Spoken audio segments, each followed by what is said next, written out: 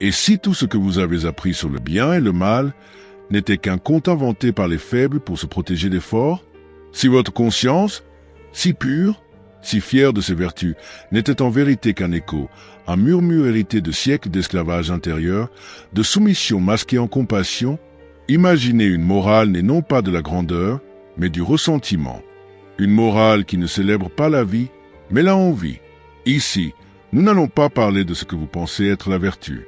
Nous allons parler de ce que vous avez peur d'admirer, de ce que, au fond, vous avez toujours su, mais n'avez jamais osé regarder en face.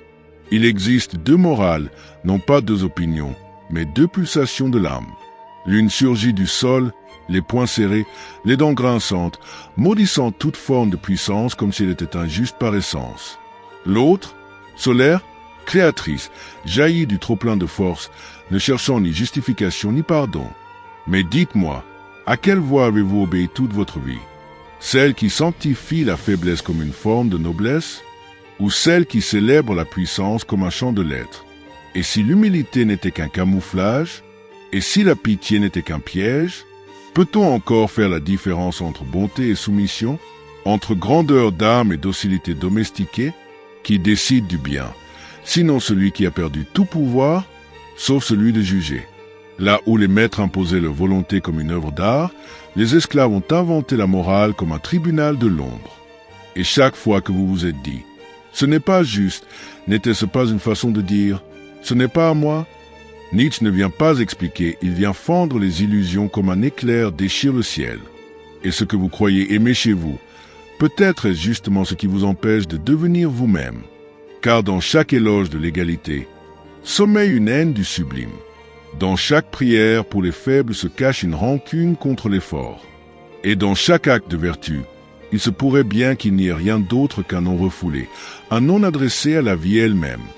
Mais alors, qu'est-ce que la liberté? Peut-elle naître dans la honte de l'instinct? Ou faut-il, au contraire, mordre la vie à pleines dents, quitte à y laisser son confort moral? Chaque phrase ici n'est qu'une fissure, un souffle, une tension prête à éclater. Restez, regardez, mais sachez qu'après cela, votre regard sur le monde ne pourra plus jamais être le même. Le choix n'est pas entre le bien et le mal. Le choix est entre le mensonge commode et la vérité insupportable. Ce que vous entendrez maintenant ne vous fera pas plaisir. Cela grattera là où ça saigne encore. Cela remuera les sédiments de votre être, comme on réveille une bête longtemps enfermée. Mais il le faut. Car derrière la morale se cache une guerre antique, une inversion des valeurs. Et si vous osez suivre cette trace jusqu'au bout, vous verrez que ce n'est pas la morale qui vous a protégé du chaos, mais le chaos qui a créé votre morale. Vous sentez-le, ce murmure que traverse l'histoire comme un courant souterrain, invisible mais entêtant, qui chuchote à chaque oreille docile. Sois bon, sois humble, renonce. Ce murmure n'est pas un chant d'amour, c'est le soupir des faibles qui n'ont plus la force d'attaquer autrement que par le jugement. La morale que vous portez en vous, cette voix intérieure qui vous félicite quand vous vous sacrifiez, qui vous rassure quand vous vous courbez, elle n'est peut-être pas née de votre lumière, mais de votre impuissance. Et si chaque geste de bonté n'était qu'un reste de peur maquillé en vertu, si votre sourire compatissant était en réalité un cri muet, un appel désespéré pour que personne ne vous écrase, regardez bien. Depuis quand la grandeur fait-elle peur? Depuis quand admire-t-on davantage ceux qui se taisent que ceux qui s'affirment? Peut-être depuis que les esclaves ont compris que le plus grand des pouvoirs est celui d'enchaîner par les idées. La morale des esclaves ne vous appelle pas à vous élever, mais à faire tomber ceux qui brillent trop fort. Elle ne veut pas que vous soyez libre, elle veut que personne ne le soit. Elle bénit la faiblesse non pas parce qu'elle l'aime, mais parce qu'elle est la force. Ce n'est pas un élan d'amour, c'est une ruse. Et vous l'avez apprise comme on apprend à respirer, sans jamais en douter, sans jamais vous demander d'où elle venait. On vous a dit que pardonner, c'est être fort. Mais parfois, pardonner, c'est ne pas oser frapper. On vous a appris que juger le puissant, c'est défendre la justice. Mais parfois, juger le puissant, c'est venger votre propre impuissance. Cette morale n'est pas un refuge. C'est une cellule aux murs invisibles dont vous êtes à la fois le geôlier et le prisonnier. Et si vous sentez votre gorge se serrer à ces mots, ce n'est pas la vérité qui vous blesse, C'est l'écho de quelque chose que vous avez toujours su, mais que vous avez enfoui si profondément que même vos rêves avaient appris à l'éviter. Mais l'autre morale, celle des seigneurs, elle ne vous demandera jamais pardon. Elle ne s'excuse pas d'être. Elle n'est pas de la souffrance, mais de l'excès. Elle est volonté pure, force en mouvement, création qui ne connaît pas le remords. Là où les esclaves construisent des dômes, les seigneurs façonnent des mondes. Leur bonté n'est pas un bouclier, c'est une conséquence. Ils ne se demandent pas s'ils méritent leur puissance, ils l'incarnent. Et peut-être est cela qui vous dérange, cette absence d'auto-justification, cette insolence tranquille de ceux qui n'ont pas besoin d'être aimés pour exister. Vous avez été élevés à croire que le doute est noble, que l'hésitation est sage. Mais parfois, le doute est un poison lent. Et parfois, ne pas douter, c'est simplement être vivant sans honte. Alors dites-moi, avez-vous vraiment choisi vos valeurs? Ou les avez-vous héritées comme une dette que vous n'avez jamais osé remettre en question? Chaque geste que vous faites, chaque pensée que vous avez, est-elle vôtre ou le reflet d'un conditionnement subtil, millénaire, tissé comme une toile d'araignée autour de votre volonté? Êtes-vous animé par le désir de créer, de conquérir, d'affirmer ou par la peur de déplaire, de déranger, de tomber? La morale des esclaves s'est insinuée dans vos gestes les plus tendres, dans vos refus les plus calmes. Elle a infecté vos élans d'amour, vos prières, vos silences. Elle se cache même dans vos rêves, surtout dans ceux où vous vous sabotez au seuil de la réussite. Car elle ne veut pas que vous soyez fort. Elle veut que vous restiez bon. Bon selon elle.